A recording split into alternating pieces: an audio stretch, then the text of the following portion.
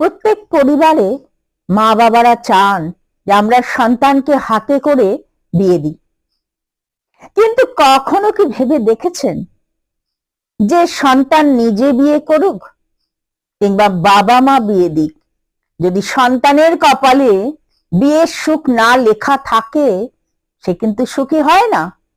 যে সে নিজে বিয়ে করলেই যে সে সুখী হবে তা কিন্তু নয়। এটা মনের ধারণা যে আমরা বিয়ে দিতে পারিনি, আমরা দিতে পারলাম না, করলো না, শুনলো না, নিজে নিজে বিয়ে করে নিল, আমরা দিলে হয়তো আরো ভালো হতো। ভুল কথা। সন্তানের তার জন্য ভাগ্য নিয়ে জন্মগ্রহণ করার দরকার হয়। অনেক ভালো দেখে শুনে বিয়ে দিলেন আপনারা বাবা মা হয়ে, দেখবেন আপনার সন্তান একটা দিনের জন্য হয়তো সুখী হলো না। তাই বলি, ভাগ্যকে প্রাধান্য দিন।